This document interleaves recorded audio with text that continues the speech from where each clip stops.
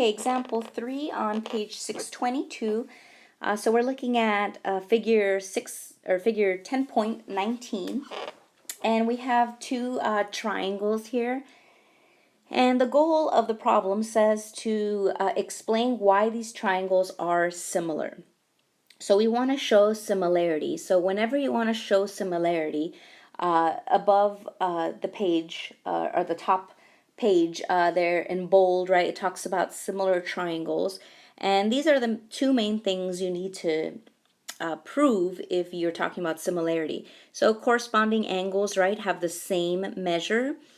And maybe underline. So corresponding angles have the same measure, and the ratios of the angles, or the ratios of the lengths of the corresponding sides are equal.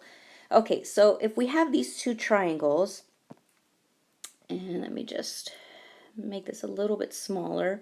So I'm going to go ahead and rewrite these triangles. You don't have to. I think it's very helpful if you're not sure which side is corresponding with what, which angle is corresponding with what.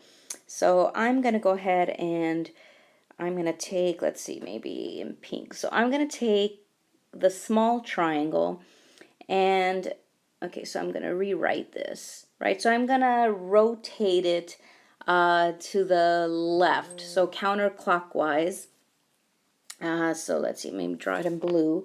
So this is the small triangle. It looks bigger on, but that's a small triangle.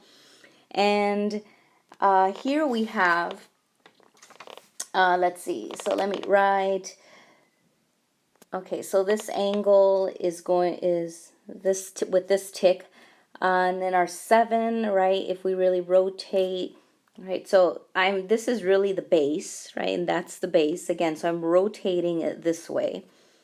And let me go back to my pencil, and let's see, our 5 is actually here. Okay, so okay, I'm not very happy with that picture, but that's 7, 5, that's the angle. And the other triangle, I'm going to go ahead and write it like that too. So this is, oops, the bigger triangle. And our base here is, right, here's our base, right, and here's the side. So this 8 inches is going to be this 8 inches, and then this x is this x. So I have x, I have 8, right, and I have this angle with this, whoops, tick mark, right? So when you have that one tick mark, that means that the angle measure here is, I mean, if this is 45, for example, degrees, then this guy should be 45. So I just reoriented the triangles. And before orienting the triangles, you can see, or I hope you can see, that you have vertical angles here, right? These two angles, right, are vertical angles. So we can say, and let's see, let me get, let's see, maybe black. So these two, right, are the same. These are vertical angles, and I'm gonna put, actually not 2, it's 2 tick marks. Not sure why I wrote 2. Okay, so, whoops. So here's one angle, right? Here's, these two are vertical angles, right? And they have the same measure. So I'm going to put 2 tick marks. And I don't write 1 tick mark because then, I mean, this angle is not necessarily the same as this angle. It could be, but it doesn't have to be.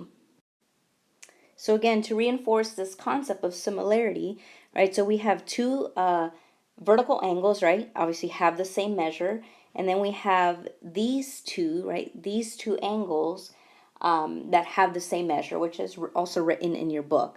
So let's make this smaller. So corresponding angles have the same measure. So corresponding angles, right? These guys have the same measure. And we know these guys have the same measure, or if we want to see it in here, right? These 2 triangles. And let me make this smaller again. And ratios of the lengths of the corresponding sides are equal. Okay, so I'm going to use my blue triangles, well, the ones I reoriented. Now let's find the corresponding sides, right? So we can create a proportion So I'm going to use these guys. Again, you can use the original figure if you'd like. So the corresponding sides, so this side, right, this side corresponds to this side. So we can say, this is one way to form a proportion. There's a couple different ways that we've learned in the previous chapters. So let me get my pencil here. So I'm just going to go well, let me just write small to big, meaning small triangle to big triangle. You can do big triangle to small triangle if you'd like. So proportion, ratios are equal. So 5 to 8, right? Whoops. This side to this side, and since I started with small, I'm going to go 7 to x, right? 7 and x are corresponding sides. So 7 to x, and then this proportion is very easy to solve, right? This is just cross multiplication, right? 5x equals 56, right? 5 times what is 56? Well, it's a rational number, right? It's not an integer, so it's 11.2. So 5 over 8, right? This is where the part 2 comes in. The ratio of the lengths of the corresponding sides are equal. 5/8 is equal to 7 over 11.2. So if you punch 5/8 in your calculator, you're going to get a decimal. And then after, if you punch in 7 divided by 11.2, you should get the same answer. So that means that the ratio of the lengths of the corresponding sides are equal. We have corresponding angles. Thus, these triangles are similar triangles.